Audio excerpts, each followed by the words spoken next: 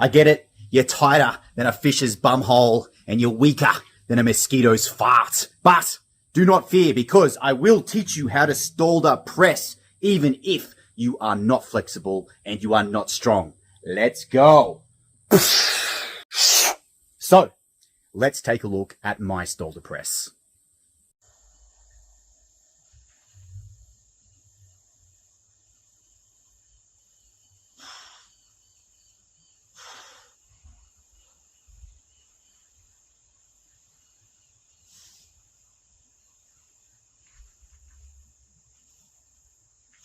There's a saying in movement culture, there are those who can Stalder press and there are those who can't. It will get you street cred in the movement culture circles. So stick around until the end of this video, because I'm sharing with you my top 6 Stalder press drills.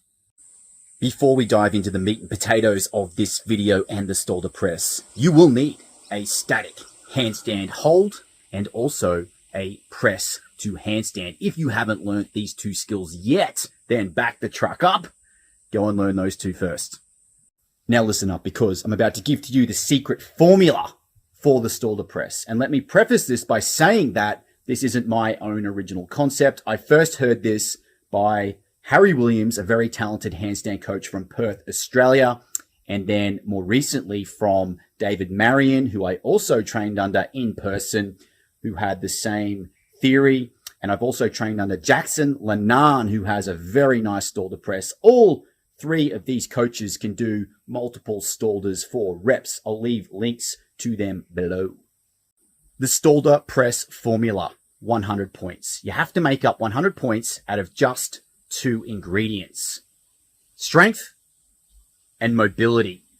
So if you look at my Stalder press, it's pretty ugly by classic gymnastic standards. And that is because it's predominantly strength. It's very heavy on the strength side and very low on the mobility side. In fact, if I were to score myself, I'd say it's 80-20, 80% strength, 20% mobility. However, the good news is if you are a really bendy, flexible person, I hate you if that's the case, you can still achieve a Stalder press even if those numbers were inverted. So you're 80% mobility, 20% strength.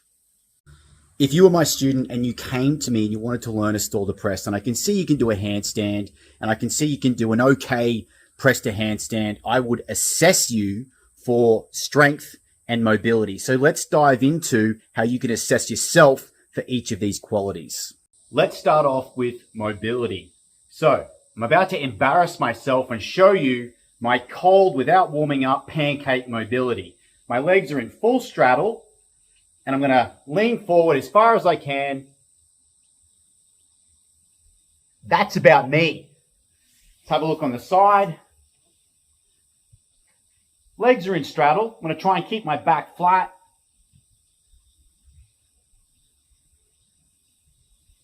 That's about me. Without warming up, that's as far as I can get. Obviously, if I warm up, I can get a little deeper, but you see the limitations I'm fighting against, because to get into the Stalder, I have to have my hand down and my legs off the ground to initiate the movement. So that pancake position reveals a lot about our mobility. But what about strength? If you can already do a straddle press to handstand, it tells me that you already have some of the strength that you need for the Stalder. So if you can do this,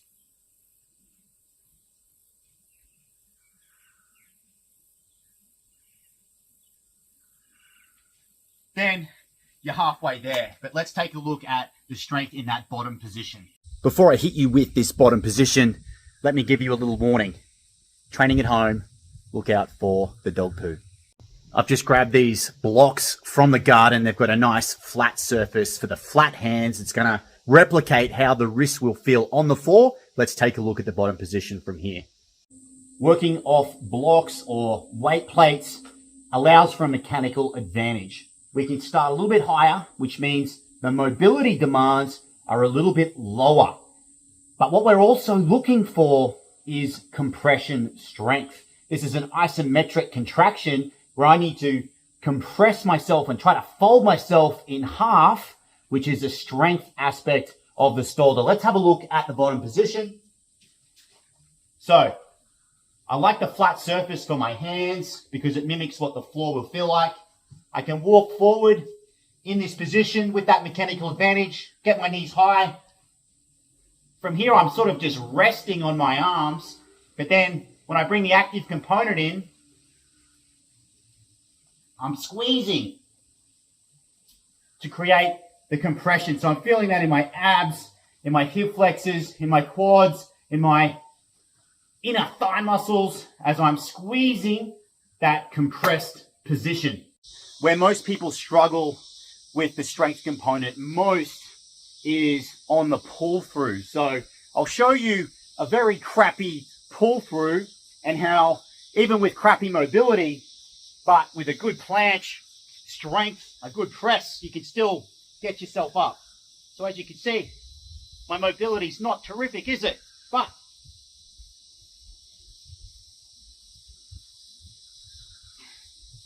I can do that. So why can I do that? That's because I've developed enough planche strength through my scaps, through my shoulders, that straight arm strength. So the more of that you have, the easier that upwards pull through will be. What I want you to do is get your pen and paper out and give yourself a score out of 100. How many points do you give yourself for strength? And how many points do you give yourself for mobility? If you try these pull-throughs from an elevated surface and you just can't get anywhere, that tells me that you lack strength, and that's something we need to address. Here are my top 3 mobility exercises for the Stalder press. Weighted pancakes. I absolutely hate these because they're hard for me.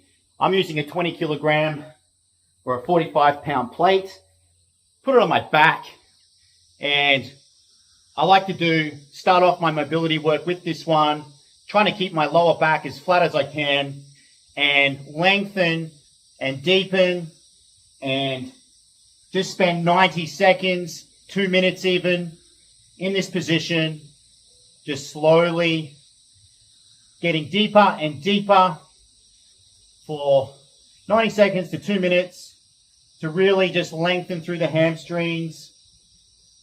I'm externally rotating a little through my femurs, and I'll use my hands just to pull myself forward a little bit. I can activate my hip flexors, trying to keep that lower back safe. Avoid just curling and lengthen, lengthen, lengthen.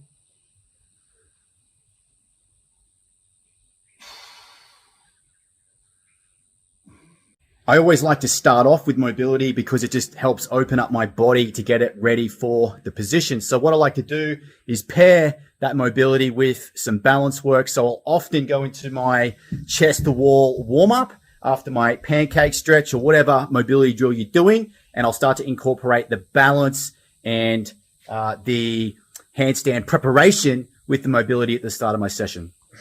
Next up, we have the Straddle, Jefferson curl, or Jefferson hang. I'll explain the difference in just a moment, but a word of warning about your setup. You'll notice I've put some weights on either side of my box because this artificial turf here is a little bit slippery. And one day I was out here without the weights on either side and the box did a little slipperoo and nearly hurt my favorite muscle, the groin. So be very, very careful with these. Start off light with these Jefferson curls in straddle. I've got some 7 kilogram dumbbells here. Progress over time. Find yourself in a straddle. It doesn't have to be the biggest straddle in the world. Hang on to the weights and we're going to curl down 1 vertebrae at a time. We'll do some curls first, which is up and down.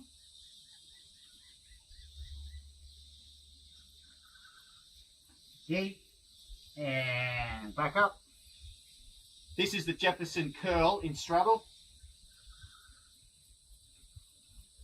Nice and slow with control. And then on the last rep, I would do a hang.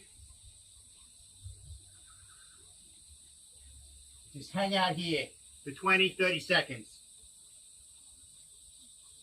What I would suggest pairing up with these Straddle Jefferson curls or hangs is another balance or skill drill. I like to start to introduce a press to handstand. just to start to get my scaps, shoulders, and skill mechanics working towards the pattern. So here I might introduce cluster sets of the straddle press to handstand. I might just do singles, but I might go for 3 of them before I do another set of these straddle J curls or hangs.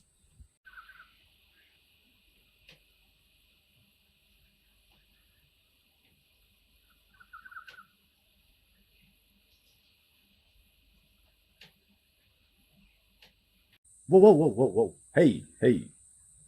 Hit the like button. And drop me a comment. Let me know where you're up to with your Stalder progress. Stalder Press progress. Too many S's. And if you haven't already, subscribe.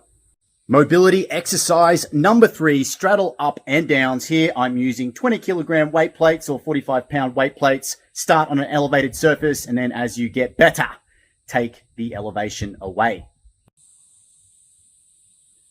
Down. And back up to the top.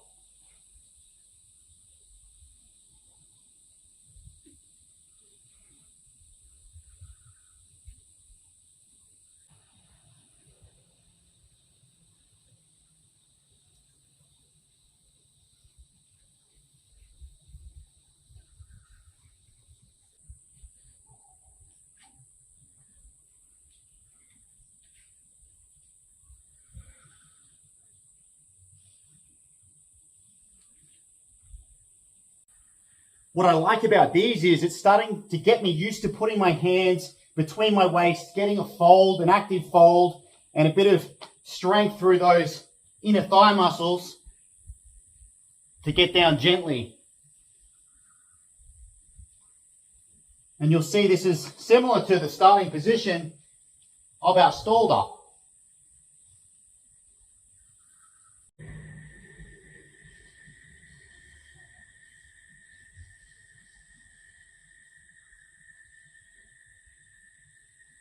Because those straddle up and downs are fairly demanding, what I suggest you pair those with is some sort of shoulder opener. So an active face down line drill would be perfect for this, because another mobility requirement for the Stalder is nice, open, strong, active shoulders. I do not know why I chose the middle of the day to do this, because it is hot. Okay, I'm back over here with the boxes, and what I recommend you start with your strength work is some sort of concentric or upwards straight arm pressing drill. I will give you some examples, and I think the goal here is to really develop that scap straight arm strength, which will help us at the bottom of the Stalder.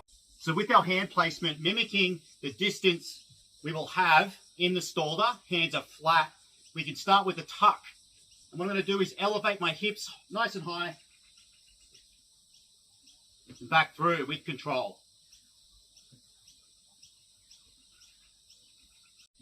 If the tuck is feeling fairly comfortable, we can move on to an L sit with straight legs.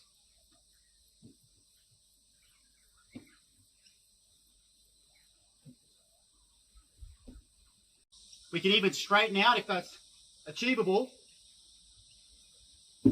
Try and get the feet up onto the box and then lower off, back down.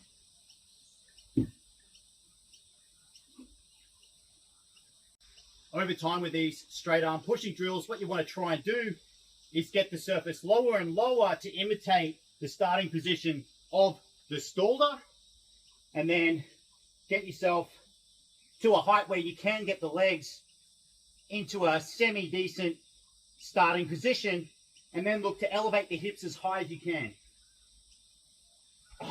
Even if it's just that to start to get used to that pushing sensation, straight arms, use those scaps, and then we can refine it from there.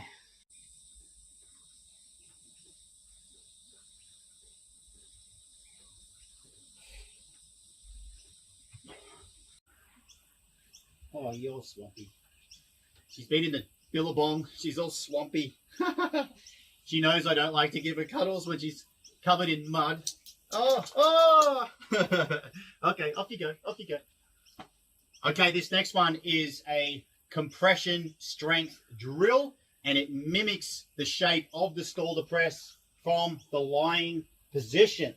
What we want to do is have some weights or something that you can get your hands under, handstand width apart. Find your handstand line, straddle, and compress up.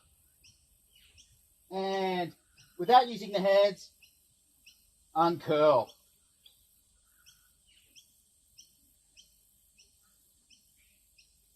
Slowly, slowly, slowly. And here you can start to notice the curling action. I'm being very, very active through my hip flexors, my quads, my abs, and I'm trying to be really light with the hands. And eventually we can take these away entirely and just rely purely on compression. Ooh, it's a lot harder.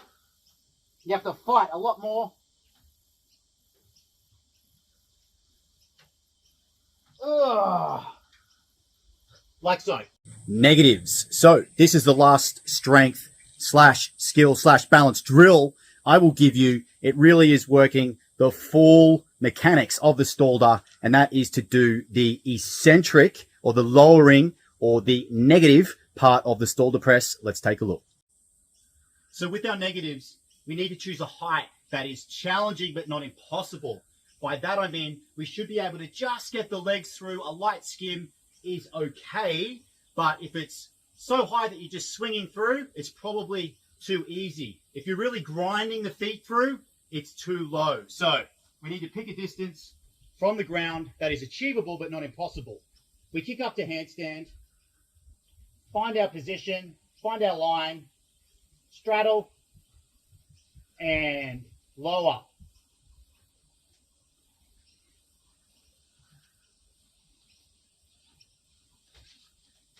Like so. So cluster sets of these. I aim for 10 singles in a set if your capacity allows for that. Obviously adjust to where your capacity is at. If you can only manage 5, have a rest, go again. That's okay. Try to build that up to say 10 in a cluster set, and we're starting to feel through the mechanics of the Stalder.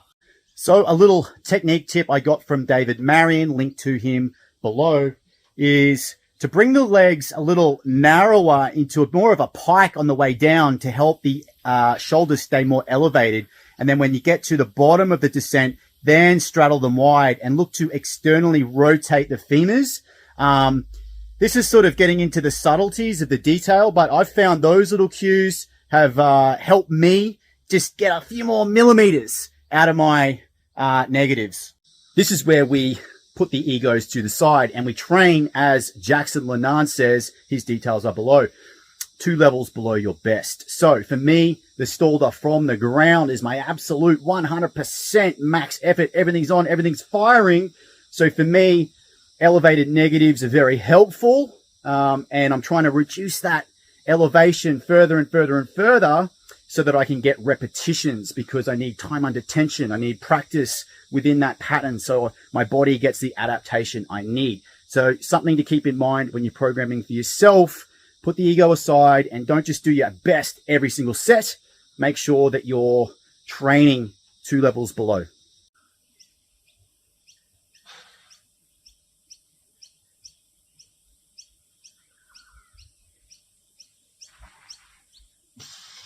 When it comes to testing, don't test every single set, every single rep, but you will want to test where your max effort is at. So to do this, find an elevated surface initially that allows you to do all 3 pieces of the puzzle together. Remember, we have our handstand, we have our concentric upwards portion, and then we have our downwards negative eccentric portion. So we need to think about putting them all together. Start on an elevated surface, and then over time, we want to try and reduce this to see where our max effort is at. Same principles apply with the feet. We want to choose an elevation that is challenging but not impossible. A light touch is okay, but we don't want to be dragging too hard and relying on the floor. We want to elevate a little bit, make it challenging, force the compression upon ourselves. Now, you might be watching this video and looking at the title and going, Aaron, you're very deceiving because you look pretty strong, you look pretty mobile. Well, I am a little bit now, but I only did my first handstand at 35 years old. I was an out-of-shape alcoholic lawyer. I spent a good decade sitting on my bum in an office doing absolutely nothing but being stressed out of my brain. And then I found movement culture and handstands as a way to offset that. So I only started this process at 35. So if I can do it, you can too. So what I suggest is working in 8-week blocks, or 6 to 8 weeks is generally a good time frame to work these drills. You want to be getting these in, 2 or 3 sessions a week is ideal, in amongst any other work you're doing, whether you're doing some stuff on the rings, some locomotion, and that's a pretty good mix. What I then like to do is sort of take breaks from it. So you might do a phase of complementary work. You might work on planche or other hand balancing or locomotion stuff and just rest it a little. And then I find when you come back to it, often you've got sort of crossover complementary gains from those other things. And I think it just helps from getting stale, because if you just did negative Stalder presses forever, it might get a bit boring. I like to have a little bit of variety, but I know everybody's different. So you've got to try and structure it in a way that works for you. You're getting good gains, good progress, but you're also staying sane and enjoying your training. Well, it's too hot for me to continue. My eyes are stinging from sweat. That's it for this video. If you got something out of it, please like, please share, please comment, please subscribe. I don't profess to be the best gymnast or the best teacher at this stuff. I'm just sharing my progress as someone who has learnt later in life. I'm 41 now. I started this stuff at about 35. So yeah, I just love trying to help others and to share as I go. So I hope you got something out of it, and I'll see you in the next video.